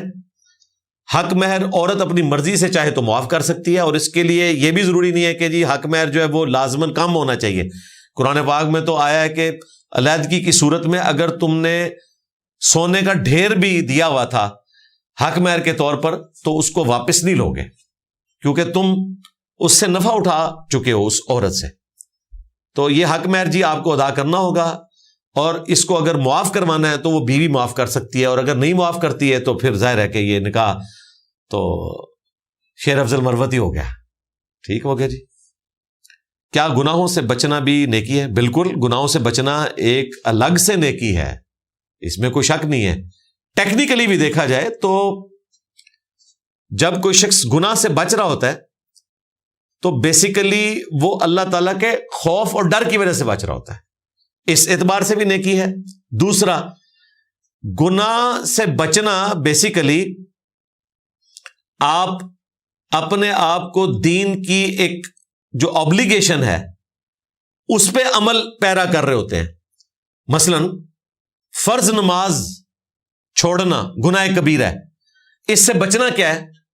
فرض نماز آپ پڑھیں گے تو آپ ایک فرض ادا کر رہے ہیں، وہ فرض ادا کرنا آپ پہ ضروری تھا. تو آٹومیٹیکلی اکثر گناہ ایسے ہیں کہ جن سے آپ بچ رہے ہوتے ہیں تو وہ کسی نیکی کے اگینسٹ پیرلل میں وہ چیز چل رہی ہوتی ہے. تو گناہوں سے بچنا الگ سے ایک نیکی ہے اللہ تعالیٰ کے خوف کی وجہ سے. بخاری مسلم میں آتا ہے نا کہ 7 لوگوں کو اللہ کے عرش کا سایہ نصیب ہوگا، ان میں سے پہلا شخص ہے عادل حکمران، یعنی حکمران تھا اور اس نے اپنی رعایا کے ساتھ انصاف کیا. اس کے بعد وہ شخص کہ جو اکیلے میں اپنے رب کو یاد کرے اور اس کی آنکھوں میں آنسو آ جائے. اس کے بعد وہ شخص جس نے جوانی میں توبہ کر لی، بڑھاپے میں تو شیر بھی شکار کرنا چھوڑ دیتا ہے. شیر تو میرے خیال عام حالت میں بھی شکار کوئی نہیں کرتا، وہ شیرنی بیچاری کرتی ہے، اور نان و نفقہ جو ہے وہ شیرنی کے ذمہ ہے. آج کل بھی کئی شیرنی ہیں وہ اپنے گھر چلا رہی ہیں، ہماری جو اسلامی بہنیں ہیں، مرد تو خرچے نہیں ان کا اٹھاتے. اس کے بعد وہ شخص جس کا دل مسجد میں اٹک رہا ہو. پھر وہ شخص، 2 اشخاص جو اللہ کی محبت کے اوپر جمع ہوں اور اسی پہ جدا ہوں. اور چھٹا وہ شخص جو دائیں ہاتھ سے صدقہ کرے اور بائیں کو خبر نہ ہو، یعنی چھپا کے صدقے پہ میں آج بول چکا. اور 7واں وہ شخص جس کو کوئی عالی نسب کی عورت برائی پر آمادہ کرے اور وہ یہ کہے کہ میں اللہ سے ڈرتا ہوں اور وہ اس برائی سے بچ جائے. تو آپ تو پوچھ رہے تھے نیکی کا کام ہے، بخاری مسلم میں ہے کہ جو گناہ سے بچ جائے اس کو قیامت کے دن اللہ کے عرش کا سایہ ملے گا جس دن کوئی اور سایہ نہیں ہوگا. یہ تو بہت بڑی فضیلت ہے. اس کو سپورٹیو وہ حدیث بھی ہے صحیح مسلم شریف کی. نبی اسلام نے فرمایا ہے کہ سبحان اللہ کہنا بھی صدقہ ہے، الحمدللہ کہنا بھی صدقہ ہے، لا الہ الا اللہ کہنا بھی صدقہ ہے، راستے سے تکلیف چیز دور کرنا بھی صدقہ ہے، خاوند کا اپنے بیوی بچوں کے منہ میں لقمہ ڈالنا بھی صدقہ ہے، حتیٰ کہ تمہارا اپنی بیویوں کے ساتھ ازدواجی تعلق قائم کرنا بھی صدقہ ہے، اس میں ثواب ملے گا، حالانکہ ایک نفسانی خواہش پوری ہو رہی ہے۔ باقی چیزیں صحابہ کو ہضم ہو گئی، یہ بات سمجھنا آئی کہ یا رسول اللہ اپنی بیوی کے ساتھ ازدواجی تعلق صدقہ کیسے ہو گیا؟ یہ پنجابی والا صدقہ نہیں ہے، عربی والا، یعنی کہ نیکی کا کام۔ تو آپ علیہ السلام نے فرمایا کہ اگر تم اپنی اس خواہش کو کسی ایسے طریقے پر پورا کرو جو اللہ تعالیٰ کے نزدیک حلال نہیں ہے تو کیا تمہیں اس پہ گناہ ہوگا؟ تو صحابہ نے کہا کہ ہوگا یا رسول اللہ۔ تو فرمایا اس پہ پھر ثواب بھی ملے گا، جو سورۃ المؤمنون میں بھی آیا کہ اہل ایمان کی ایک نشانی یہ ہے کہ وہ اپنی شرمگاہوں کی حفاظت کرتے ہیں۔ تو گناہوں سے بچنا اہل ایمان کی نشانی ہے اور خود سے ایک نیکی کا کام ہے۔ اسی طریقے سے قرآن پاک میں آیا کہ جو اللہ تعالیٰ کے حضور کھڑے ہونے سے ڈرا، کھڑے ہونے سے ڈرا سے مراد بعض اوقات لوگ یہ لیتے ہیں کہ شاید نماز خشوع خضوع سے پڑھی، یہ اجتہاداً ہے۔ اصل چیز یہ ہے کہ قیامت کے دن جو کھڑا کیا جائے گا، اکاؤنٹیبلٹی ہوگی، جواب دہی، وہ اس سے ڈرا تو اس کے لیے پھر 2 جنتیں ہیں کہ مجھے اپنے رب کے حضور اپنے اعمال کا جواب دہ ہونا ہے۔ تو اس اعتبار سے دیکھا جائے تو گناہوں سے بچنا نیکی ہے۔ کیا جسم پر ٹیٹو بنوانا حرام ہے؟ بالکل حرام ہے، بخاری مسلم میں حدیث ہے، نبی علیہ السلام نے لعنت فرمائی ہے ان عورتوں پر جو خوبصورت دکھنے کے لیے دانتوں کے درمیان گیپ بنواتی ہیں، چہرے کے بال اکھاڑتی ہیں، اور ظاہر اس سے مراد آئی بروز ہی ہوں گے۔ اگر مونچھ یا داڑھی نکل آئے تو وہ عورت کے لیے واجب ہے کہ اس کو ریموو کرے تاکہ مردوں سے اس کی مشابہت نہ بنے۔ اور تیسرا جو ٹیٹو بنواتی ہیں، یعنی جسم کو گدواتی ہیں، اس میں نشان۔ ابھی بھی آپ دیکھیں عرب میں بھی ایسے لوگ ہیں جو یہ کام کرواتے ہیں، زیادہ تر جو ہیں وہ افریقن کنٹریز میں، عورتیں بھی مرد بھی، اور اب تو سب کانٹیننٹ میں بھی یہ بیماری پھیلی ہوئی ہے۔ لیکن اگر کسی نے زمانے جاہلیت میں ایسا کر لیا، اب تذاب ڈال کے جسم خراب کرنے کی ضرورت نہیں، توبہ کر لینا کافی ہے۔ بعض اوقات لوگ اتنے وہمی ہو جاتے ہیں، وہ کہتے ہیں جی ٹیٹو بنے ہوئے ہیں، پتہ نہیں ہماری نماز قبول ہے یا نہیں قبول۔ اس طرح کی کوئی حدیث نہیں ہے بھائی، نماز قبول ہے نہیں قبول۔ اگر زمانہ جاہلیت میں کر لیا، اب اس کو ریموو کرنا بھی بڑا مشکل کام ہے، ہو ہی نہیں سکتا، بلکہ وہ تو کھال کے اندر چلا جاتا ہے، توبہ کر لینا کافی ہے۔ تو یہ بنوانا حرام ہے، بلکہ ابن مسعود کی حدیث اس حوالے سے بڑی الارمنگ ہے۔ ان کے پاس ایک عورت آتی ہے اور وہ ان سے سوال پوچھتی ہے کہ آپ یہ عورتوں کو فتویٰ دیتے ہیں کہ وہ دانتوں میں گیپ نہیں بنوا سکتی، ٹیٹو نہیں بنوا سکتی، اور چہرے کے بال نہیں اکھاڑ سکتی، اور اس سے بڑھ کر آپ کہتے ہیں کہ جی ایسی عورتوں پہ اللہ کی لعنت ہے۔ تو میں نے تو پورا قرآن پڑھا ہے، مجھے تو قرآن پاک میں اللہ کی طرف سے کوئی لعنت نہیں ملی۔ اب وہ صحابیہ یا تابعیہ ہوگی، وہ تو یہ دعویٰ کر سکتی تھی کہ میں نے پورا قرآن پڑھا ہے، اس کو عربی بھی آتی تھی۔ تو ابن مسعود نے کہا کہ تم نے قرآن میں یہ آیت نہیں پڑھی، وَمَا آتَاكُمُ الرَّسُولُ فَخُذُوهُ وَمَا نَهَاكُمْ عَنْهُ فَانْتَهُوا، جو رسول اللہ تمہیں دیں وہ لے لو، جس سے منع فرما دیں اس سے رک جاؤ۔ تو نبی علیہ السلام نے منع فرمایا ہے، بلکہ لعنت فرمائی ہے ایسی عورتوں پر جو یہ 3 کام کرتی ہیں۔ یعنی وہ آیت مبارکہ جو اسپیسیفکلی مال غنیمت سے متعلق تھی، اسے جنرلائز کیا ابن مسعود نے نبی علیہ السلام کے ہر حکم پر۔ اس سے وہ لوگ درس عبرت حاصل کریں جو حدیث کو ہلکا سمجھتے ہیں کہ جی ہمیں قرآن سے مسئلہ بتائیں۔ صحابہ کرام حدیث کو بھی قرآن کی طرح لیتے تھے کہ وہ نبی کا فرمان ہے۔ ظاہر ہے قرآن نے ہمیں بتایا نا، لَقَدْ كَانَ لَكُمْ فِي رَسُولِ اللَّهِ أُسْوَةٌ حَسَنَةٌ، رسول اللہ کی زندگی میں بہترین نمونہ ہے، تو وہ سنت کے ذریعے، حدیث کے ذریعے ٹرانسفر ہوگا۔ سنت کا ہی ریٹن ریکارڈ ہے حدیث، ورنہ سنتیں تو ہر علاقے کی اپنی ہیں بھائی۔ یہ غامدی صاحب ان کے ماننے والوں کو ہم اکثر کہتے ہیں کہ اللہ کے بندو، سنت پہ اگر آپ نے عوام کو چھوڑ دیا تو بھائی انڈیا پاکستان میں تو سنت یہ ہے کہ آپ نے قبروں سے مانگنا ہے۔ اللہ کا شکر ہے کہ قرآن اور احادیث ریٹن فارم میں موجود ہیں، تو ہم لوگوں کو قائل کر سکتے ہیں کہ بھائی ریٹن ریکارڈ یہ کہہ رہا ہے۔ تو آج سنت نے حدیث کی حفاظت نہیں کی ہوئی ہے، حدیث نے سنت کی حفاظت کی ہوئی ہے، ورنہ سنتیں تو اپنی اپنی لوگوں نے بنا لی ہیں۔ لوگوں نے تو طرح طرح کی پگڑیاں سنت ڈکلیئر کر دی ہوئی ہیں اپنی طرف سے. ہر علاقے کی سنت اپنی ہے. آپ ہمارے پنجاب میں دیکھیں, کئی مسجدیں فرض نماز کے بعد اونچی آواز سے کلمہ پڑھتے ہیں, اور تھوڑی مسجدیں نہیں ہیں, ہزاروں میں مسجدیں. تو انہوں نے تو سنت یہ ٹرانسفر کی ہوئی ہے. پھر ہم ان کو بتا دیں ابھی احادیث میں تو یہ لکھا ہوا ہے سنت ذکر, تو ان کو قائل کر لیتے ہیں. تو آج کی ڈیٹ میں سنت جو لوگ سمجھتے ہیں, اب آپ کہیں گے جی ہم تو اس کو سنت نہیں سمجھتے. بھائی آپ جو عملی تواتر کے ذریعے چیزوں کو ٹرانسفر کرنا مانتے ہیں, تو وہ صرف وہی ٹرانسفر مانی جائیں گی جو پوری دنیا میں ایک طرح سے رائج ہوں. وہ ہے اجماع امت. وہ جو چیزیں ہیں ان کے اوپر تو اختلاف ہے بھی کوئی نہیں ہے. پوری امت جو ہے 5 نمازیں پڑھتی ہے, پوری امت قبلہ رخ کھڑے ہو کر نماز پڑھتی ہے, پوری امت جو ہے وہ 17 رکعتیں مانتی ہے, 2 فجر کی, 4 ظہر, 4 عصر, 3 مغرب, 4 عشاء جو فرض رکھتے ہیں. تو اس پہ تو جھگڑا نہیں ہے. جھگڑا ہے ہی ان معاملات میں جس میں آپ کو حدیث کی طرف جانا پڑے گا. آج کی ڈیٹ میں احادیث کی کتابیں بتائیں گی کہ کون سی چیزیں سنت ہیں, کون سی نہیں ہیں. اور یہ اللہ کا احسان ہے کہ 1200 سال پہلے ایک چھلانگ میں ہمیں بخاری مسلم پہنچا دیتے ہیں کہ آج سے 1200 سال پہلے دین کیا تھا. ہم نے اپنی زندگی میں 30-40 سال میں دین کی کیا شکلیں دیکھی ہیں کہ تصویر پہلے حرام تھی, پھر مکروہ ہوئی, اس کے بعد یہ مباح ہوئی کہ نہ گناہ نہ ثواب, پھر ثواب کا کام ڈکلیئر ہو کے مستحب ہوئی, اور اب فرض ہے. کیمرے کے بغیر مولوی سٹارٹ نہیں ہوتا, سامنے اس کے 10 نمازی بیٹھے ہوتے ہیں اور کیمرہ آن کر کے یوٹیوب پہ چڑھاتا ہے. وہ 10 تو شاید نہیں سن رہے ہوتے, لیکن جو 100-150 ہیں, اور اگر میری تصویر لگ جائے تو کوئی 2-4 ہزار ہمارے اسٹوڈنٹ بھی دیکھ لیں گے, تو بات پہنچ جاتی ہے. تو یہ برکات ہے. تو بات کہاں سے شروع ہوئی تھی؟ ابن مسعود رضی اللہ تعالیٰ عنہ کے حوالے سے. تو اس عورت کو انہوں نے اس طریقے سے سمجھایا کہ گویا کہ قرآن میں لکھا ہوا ہے کہ ایسی عورتوں پہ لعنت ہے. نبی علیہ السلام کا فرمانا گویا کہ قرآن کا فرمانا ہے.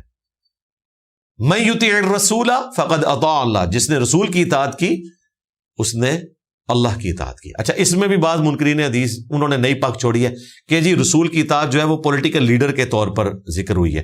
بالکل قرآن پاک میں ظاہر ہے نبی علیہ السلام پولیٹیکل لیڈر بھی تھے, مذہبی پیشوا بھی تھے.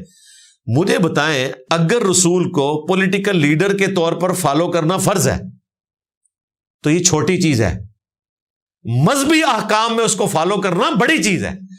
جس کے پولیٹیکل ڈیسیژنز کو بھی آپ فالو کرنے کے پابند ہیں, جس میں بعض اوقات ان کی اپنی اجتہادی رائے بھی ہوگی, بدرجہ اولا ان کے مذہبی ڈیسیژن تو آپ نے فالو کرنے ہیں, کیونکہ مذہب کے معاملے میں تو وہ اللہ کے ریفرنس سے بات کریں گے. پولیٹیکل ڈیسیژن میں تو آپ ذاتی طور پر ڈیسیژن کر لیتے تھے, جس طرح کے غزوہ بدر کے قیدیوں کو چھوڑ دیا. بعد میں اللہ تعالیٰ نے اس میں ناراضگی کا اظہار فرمایا سورۃ الانفال کی آیت نمبر 68-69 میں.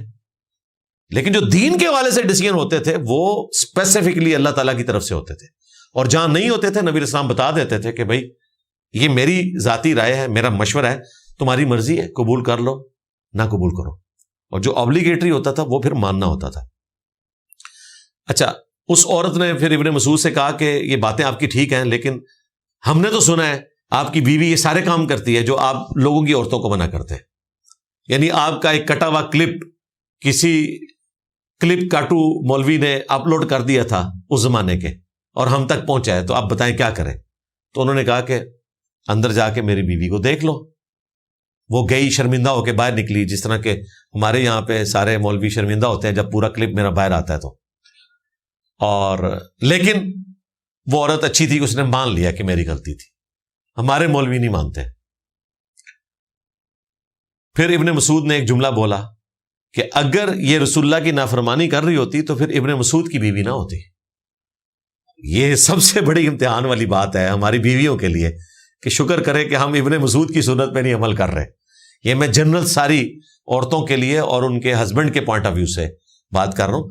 اور ہمارے اسلامی بھائی بھی اس دن سے ڈر جائیں کہ جب عورتیں جو ہیں وہ صحابیات کی سنت پہ عمل کرنا شروع کرتے ہیں, خصوصاً جو انصار مدینہ کی عورتیں تھیں وہ تو اپنے خامدوں کے اوپر زبان درازی بھی کر لیا کرتی تھی, تو وہ بڑا کریٹیکل مسئلہ ہو جائے گا. بہرحال اس حدیث کی وجہ سے جو بخاری مسلم میں ہے ٹیٹو سے متعلق, میں نے ایک اور رزلٹ بھی نکالا ہے کہ صحابہ کرام علیہم رضوان، اس طرح کے ویسے کئی واقعات ہیں، وہ قرآن پاک کی آیات کو ایکسٹراپولیٹ بھی کر لیتے تھے. یعنی وہ آیت کسی ایک خاص موقع پر نازل ہوئی ہے اور اس کو اس کے بعد آنے والے ہر موقع کے اوپر طریقے سے فٹ کر لیتے تھے.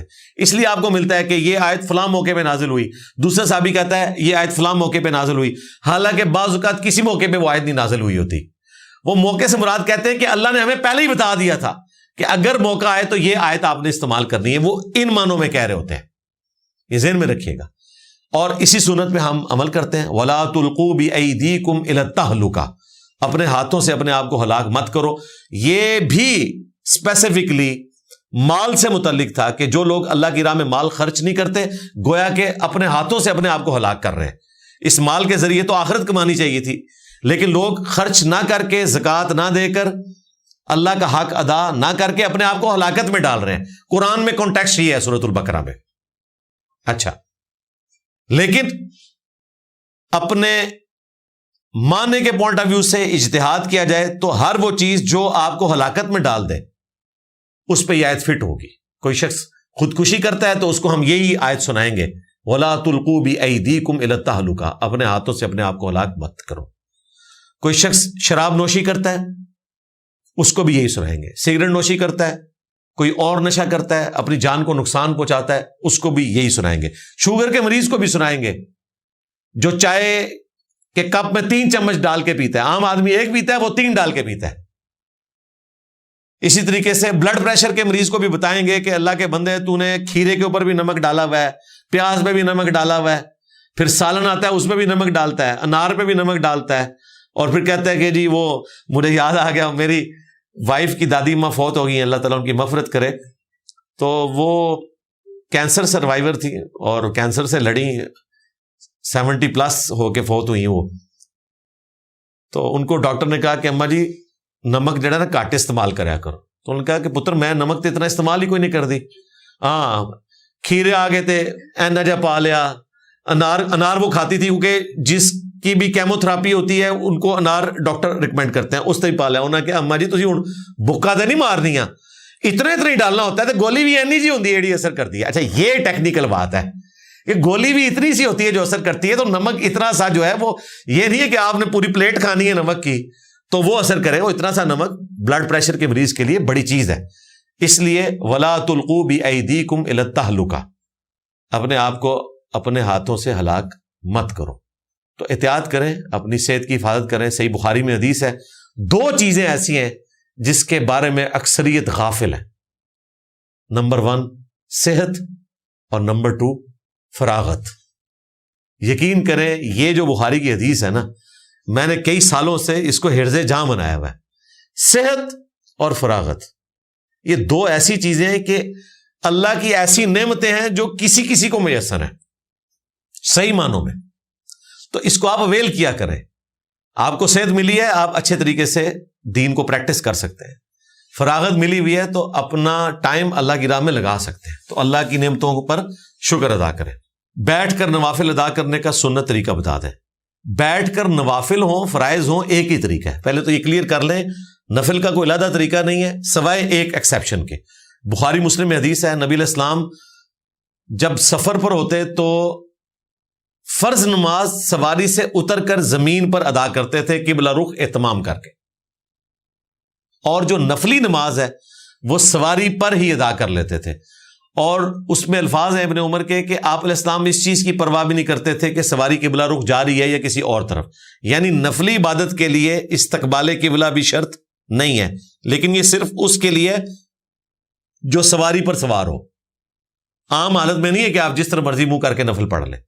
وہ شرعی عذر ہے کہ سواری ظاہر ہے وہ جہاں سڑک مڑے گی اس اعتبار سے سواری نے جانا ہے. تو نفلی نماز کے لیے استقبال قبلہ شرط نہیں ہے، فرض نماز کے لیے استقبال قبلہ شرط ہے. نفلی نماز سواری پہ ہو جاتی ہے، فرض نماز کے لیے آپ نے سواری سے نیچے اترنا ہے، الا یہ کہ اترنے میں جان کا خطرہ ہو یا کوئی شرعی عذر لاحق ہو. جس طرح کہ کشتی سے اتر کے پانی پہ آپ نماز نہیں پڑھ سکتے سوائے بزرگان دین کے، وہ بھی میری ویڈیوز کے بعد آپ کام چھوڑ گئے. اسی طریقے سے ہوائی جہاز سے نیچے اتر کے آپ نماز نہیں پڑھ سکتے. چلتی ٹرین سے اتر کے زمین پہ نماز نہیں پڑھ سکتے، تو ایسی صورتحال میں پھر آپ مجبوراً سواری کے اوپر ہی چلتے ہوئے نماز پڑھیں گے۔ بہتر ہے کھڑے ہو کر نماز پڑھیں۔ میں نے کئی دفعہ ہوائی جہاز کا سفر کیا ہے، بالکل ٹیل والی جگہ پہ تھوڑی سی جگہ ہوتی ہے، کھڑے ہو کر نماز بھی پڑھ لیتا ہوں۔ اگر نہ پڑھنے دیں تو آپ کرسی پہ بیٹھ کے اپنی سیٹ پہ ہی نماز پڑھ لیں، فرض نماز بھی آپ پڑھ سکتے ہیں۔ اور ظاہر ہے سواری میں جہاز تو اپنی مرضی سے جا رہا ہے، سعودی عرب کی طرف منہ ہے اگر اس کا، تو استقبال قبلہ تو آپ کا ویسے ہی ہو گیا، لیکن واپسی پہ تو آپ نہیں کر سکتے، تو جس طرف بھی رخ ہے آپ کی نماز ہو جائے گی۔ اسی کے لیے وہ قرآن میں آیت ہے کہ تم جہاں کہیں بھی ہو مسجد حرام کی طرف تم نے رخ کرنا ہے، لیکن پیرلل میں یہ ہے کہ تم جس طرف بھی رخ کرو اللہ ہی کا چہرہ پاؤ گے۔ نیکی یہ نہیں ہے کہ تم مشرق کی طرف منہ کر لو یا مغرب کی طرف، جس طرف بھی رخ کرو اللہ ہی کا چہرہ پاؤ گے، جیسا کہ اس کی شان کے لائق ہے۔ اب اس کا طریقہ کیا ہے؟ کرسی پہ، ویسے تو تقی عثمانی صاحب نے ویڈیو میں بھی ریکارڈ کروا دیا ہے، بغیر حوالوں کے ہم حوالے کے ساتھ آپ کو بتا دیتے ہیں۔ صحیح بخاری میں حدیث ہے، نبی علیہ السلام سواری پہ جب نماز پڑھتے تو نماز کے سجود اور رکوع وہ اشاروں سے کرتے تھے۔ اس کا مطلب ہے باقی چیزیں آپ فزیکلی پرفارم کرتے تھے، یعنی رفع الیدین آپ نے کیا، ہاتھ باندھے ہیں یا ہاتھ کھولے ہیں، وہ فزیکل کیے، لیکن بخاری کے الفاظ ہیں کہ رکوع اور سجدے آپ فزیکلی نہیں کرتے تھے بلکہ سر کے اشارے سے کرتے تھے۔ ابو داؤد میں اگلی تفصیل آئی ہے کہ رکوع کے لیے آپ سر کو تھوڑا جھکاتے اور سجدے کے لیے زیادہ جھکاتے۔ تو رکوع کے لیے آپ نے دونوں صورتوں میں ظاہر ہے گھٹنوں پہ ہی ہاتھ رکھنا ہے آپ نے، رکوع کے لیے بھی سجدے کے لیے بھی۔ یہ جو مساجد کے اندر سامنے پھٹے لگے ہوئے ہیں، آپ تو کافی ایجوکیشن لوگوں میں آئی ہے تو لوگوں نے وہ پھٹے کٹوا دیے، لوگ پھٹے کے اوپر سجدہ کرتے تھے، یہ بالکل بدعت ہے، سب کے نزدیک بدعت ہے، بالکل غلط کام ہے۔ نبی علیہ السلام سے کوئی ثابت نہیں کہ آپ اونٹ پہ نماز پڑھ رہے ہو سامنے پھٹا رکھا ہو سجدہ کرنے کے لیے۔ سجدہ ٹو باؤ ڈاؤن ہے، اپنے سر کو جھکانا، یہ سجدہ ہی ہے۔ آپ یوں ہیں، رکوع کے لیے آپ اللہ اکبر کہہ کے رفع الیدین کیا، یوں ہوئے، سمیع اللہ لمن حمدہ ربنا ولک الحمد حمدا کثیرا طیبا مبارکا فی، اللہ اکبر، یہ سبحان ربی الاعلی، یہ آپ نے کرنا ہے۔ اس کے لیے کوئی بہت زیادہ جھکنا یا سامنے کوئی چیز رکھنا، کسی پھٹے کے اوپر سجدہ کرنا، اس کی ضرورت نہیں ہے۔ بخاری میں حدیث ہے، جو شخص کھڑے ہو کر نماز نہیں پڑھ سکتا بیٹھ کے پڑھے، بیٹھ کے نہیں پڑھ سکتا لیٹ کے پڑھے، اور اگر کوئی لیٹ کے بھی نہیں پڑھ سکتا اشاروں سے پڑھے۔ اب لیٹ کے پڑھنے کا طریقہ کیا؟ آپ نے تو بیٹھ کے پوچھا تھا، ہم لیٹ کے بھی بتا دیتے ہیں۔ لیٹ کے طریقہ یہ ہے کہ مریض کو اس انداز میں لٹایا جائے گا، قبلہ رخ اس کی ٹانگیں ہوں گی اور اس کا سر جو ہے تھوڑا سا اونچا کر کے پیچھے تکیہ رکھ کے چہرہ اس کا قبلہ رخ کر دیا جائے، ٹانگیں اس کی قبلہ رخ ہے تاکہ وہ اس طرح نماز پڑھ سکے۔ اگر ٹانگیں آپ ادھر ادھر کریں گے تو اس کا چہرہ بھی ہٹ جائے گا۔ تو اس صورت میں قبلے کی طرف ٹانگ کرنا کوئی معیوب بات نہیں ہوگی، گناہ تو ویسے بھی نہیں ہے، ایک معیوب بات ہے۔ تھوکنے کی ممانعت ہے بخاری مسلم میں، اور پیشاب کرنے کی ممانعت ہے۔ قبلہ رخ ٹانگیں کرنے کی کوئی ممانعت رپورٹ نہیں ہوئی، یہ ہمارے عوام میں ہی ویسے مشہور ہے، اور عربیوں کو تو ویسے ہی عادت ہے، سلام پھیرتے ہی سیدھی ٹانگیں کرتے ہیں وہ حرم مکہ میں بیٹھے ہوئے، اور پاکستانی بیچارے پریشان ہوتے ہیں کہ ہم تو اتنے 1000 کلومیٹر دور احتیاط کرتے ہیں اور یہ کعبہ سامنے دیکھ کے بھی ٹانگیں سیدھی کر رہے ہیں، اس لیے کہ وہاں پر اجمی دین تو نہیں ہے نا، ان کو تو پتہ ہے۔ اور اگر آپ کسی پہ اعتراض کریں گے تو وہ عربی تو سیدھے ہو جاتے ہیں، وہ کہتے ہیں کدھر لکھا ہوا ہے بتاؤ۔ عربیوں کو تو ویسے ہی ایک عربی ہونے کا زوم ہے، پلس انہیں یہ بھی پتا ہے کہ اجمی کتنے جاہل ہیں دین سے، دونوں چیزیں اکٹھی ہوئی بھی ہیں، اس لیے وہاں پہ آپ نے احتیاط سے بات کرنی ہے۔ لوگ اپنی مرضی سے دین بیان کرنا شروع کر دیتے ہیں۔ بہرحال بیٹھ کر نوافل ادا کرنا یہ ثواب کو آدھا کر دے گا۔ یہ صحیح مسلم حدیث ہے کہ بیٹھ کر نماز پڑھنے کا ثواب کھڑے ہو کر نماز پڑھنے سے آدھا ہے، لیکن صحیح مسلم میں یہ آیا، نبی علیہ السلام نے فرمایا کہ اللہ تعالیٰ مجھے پورا ثواب دیتے ہیں میں اگر بیٹھ کے نماز پڑھوں۔ نبی علیہ السلام کو اللہ تعالیٰ نے ایک پروٹوکول دیا تھا کہ آپ علیہ السلام بیٹھ کے بھی نماز پڑھ سکتے تھے۔ ضمناً میں یہ بتا دوں کہ اگر امام بیٹھ کر نماز پڑھ رہا ہے تو مقتدیوں نے اس کو فالو نہیں کرنا کہ وہ بھی بیٹھ کے نماز پڑھنا شروع کر دیں۔ ایک حدیث سے لوگوں نے دھوکہ کھایا، وہ بخاری کی حدیث ہے. نبی علیہ السلام نے ایک دفعہ بیٹھ کے نماز پڑھائی تو صحابہ کرام نے کھڑے ہو کر نماز پڑھی. سلام پھیرنے کے بعد نبی علیہ السلام نے فرمایا کہ امام اس لیے بنایا جاتا ہے کہ تم اس کو فالو کرو. جب میں بیٹھ کے نماز پڑھ رہا تھا تو تم نے کھڑے ہو کے نماز کیوں پڑھی؟ لیکن امام بخاری نے اس کی ناسخ حدیث بھی بیان کی ہے کہ آپ علیہ السلام نے جو آخری نماز پڑھائی تھی جس میں سیدنا ابوبکر نے آپ کے لیے مصلی چھوڑ دیا اور آپ صلی اللہ علیہ وآلہ وسلم کے اشارے کے باوجود وہ پیچھے آ گئے، وہاں پہ نبی علیہ السلام پھر آگے بڑھے، آپ نے بیٹھ کے نماز پڑھائی اور آپ کے پیچھے سیدنا ابوبکر نے کھڑے ہو کر نماز پڑھی اور باقی صاحب نے ان کے پیچھے کھڑے ہو کر تو تکبیرات کو ٹرانسفر کیا، کیونکہ آپ بیماری کی وجہ سے اونچی آواز سے تکبیرات کو ٹرانسفر نہیں کر پا رہے تھے، تو سیدنا ابوبکر نے وہ تکبیرات انتقال ٹرانسفر کی. اور وہاں پر آتا ہے کہ نبی علیہ السلام نے بیٹھ کے نماز پڑھی اور صحابہ کرام نے کھڑے ہو کر. یہ حدیث ناسخ ہے بخاری مسلم کی، یہ بتانے کے لیے کہ امام اگر بیٹھ کے نماز پڑھے شرعی عذر کی وجہ سے تو مقتدیوں نے بیٹھ کے نماز نہیں پڑھنی، وہ حدیث منسوخ ہے. یہاں میں ضمناً عرض کر دوں، بعض اوقات مجھے ای میلز بھی آ جاتی ہیں، وہ کہتے ہیں کہ جی جامعہ ترمذی میں حدیث ہے نبی علیہ السلام نے ایک دفعہ نماز پڑھی تھی سیدنا ابوبکر کے پیچھے، اور آپ کہتے ہیں کہ اس پلانٹ ارتھ کے اوپر صرف ایک صحابی ہے جس کے پیچھے نبی علیہ السلام نے نماز پڑھی ہے، وہ مسلم شریف میں آیا کہ عبد الرحمن بن عوف ہے، آپ کی ایک رکعت بھی فوت ہو گئی تھی، اس کے سوا کوئی اور بندہ نہیں ہے. تو وہ ترمذی میں تو سیدنا ابوبکر کے حوالے سے بھی ہے. میں نے کئی ایک لائیو سیشنز میں بتایا کہ وہ ترمذی والی جو روایت ہے وہ آدھی ہے، وہ پوری روایت بخاری مسلم میں ہے، اس میں سیدنا ابوبکر نے مصلی چھوڑ دیا تھا نبی علیہ السلام کے کہنے کے باوجود.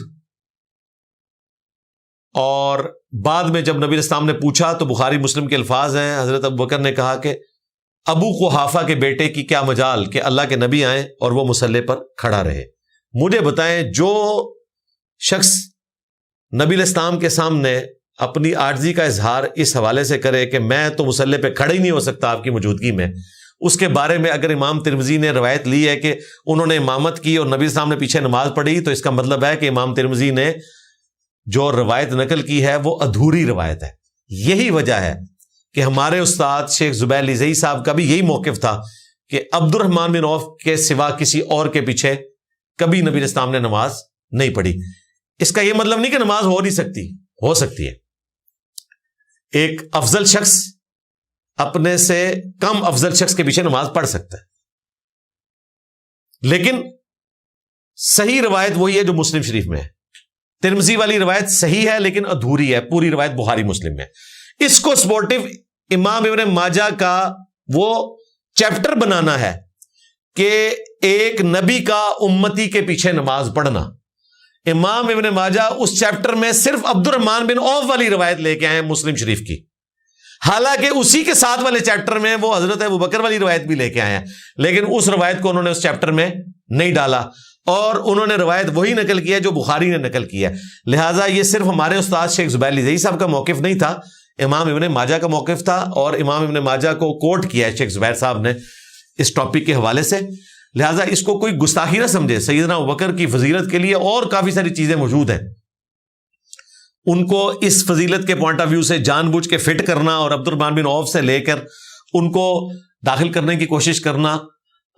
اگر عبد الرحمن بن عوف کی جگہ حضرت علی ہوتے تو ٹھیک ہے، آپ کو تکلیف ہونی چاہیے تھی. ناسبیوں کا مسئلہ حضرت علی کے ساتھ ہے، عبد الرحمن بن عوف کے ساتھ تو آپ کا مسئلہ نہیں ہونا چاہیے.